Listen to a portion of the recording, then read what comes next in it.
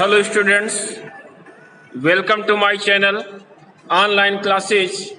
और आज हम लोग कक्षा 10 सामाजिक विज्ञान में लोकतांत्रिक राजनीति के खंड में अध्याय 2 संघवाद पढ़ेंगे। और इसमें हमने लास्ट टर्न में कुछ टॉपिक कवर किए थे, जिसमें संघवाद से आशय और संघवाद क्या होता है इसके बारे में हम लोग ने जानकारी ली थी। अब आज जो हमारा टॉपिक है उस टॉपिक में भारत में संघीय व्यवस्था और भारत में संघीय व्यवस्था, अब आज इसके बारे में हम लोगों को जानकारी लेनी है कि ये क्या होता है और ये संघीय व्यवस्था में क्या मुख्य विशेषताएं हैं, कौन कौन सी ऐसी विशेषता हैं इस भारत की संघीय व्यवस्था में। तो शुरू करते हैं हम लोग आज का वीडियो। और आज का टॉपिक है संघीय व्यवस्था की प्रमुख विशेषताएं। तो सबसे पहले हम लोग ये जानते हैं, हम सभी लोग जानते हैं कि भारत को आज़ादी कब मिली? 1947 में। किस सन में मिली? 1947 में मिली।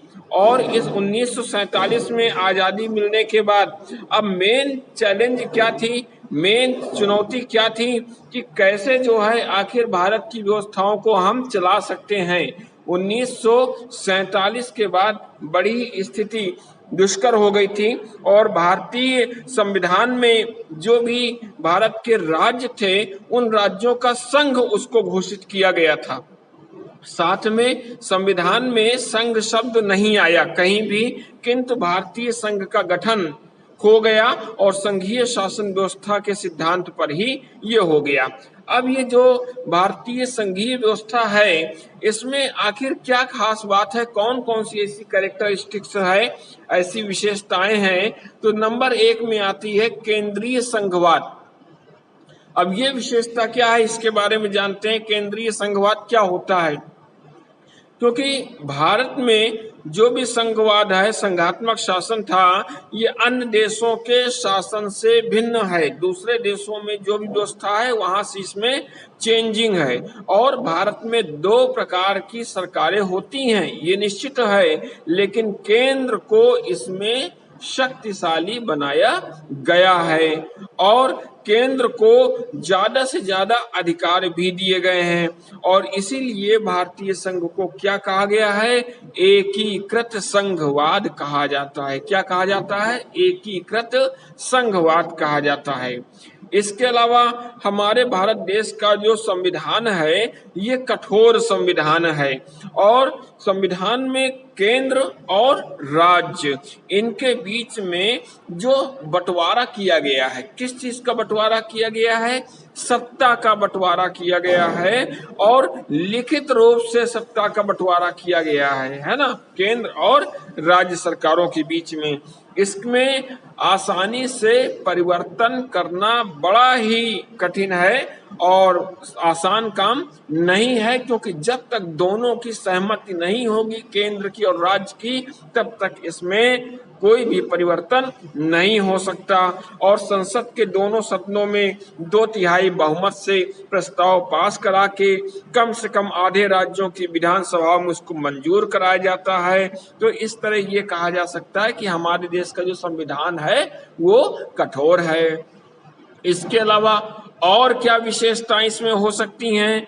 तो इसमें 2 स्तरीय शासन व्यवस्था हमारे यहाँ है, क्योंकि संविधान ने जो 2 स्तरीय शासन व्यवस्था दी है, एक संघ सरकार और दूसरी राज्य सरकार, और बाद में फिर पंचायतों और नगर पालिकाओं, इनके रूप में भी संघीय शासन का एक तीसरा स्तर भी जोड़ दिया गया है।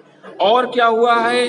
संघीय शक्तियों का कुछ बंटवारा कर दिया गया है। शक्तियों का केंद्र और राज्य सरकारों के बीच में जो अधिकार हैं, विधायी अधिकार हैं, वो कितने भागों में बांटे गए हैं? 3 भागों में बांटे गए हैं। कितने भागों में बांटे गए हैं? 3 भागों में बांटे गए हैं। संघ सूची, राज्य सूची और समवर्ती सूची। फिर से बोलिए, संघ सूची, राज्य सूची और समवर्ती सूची।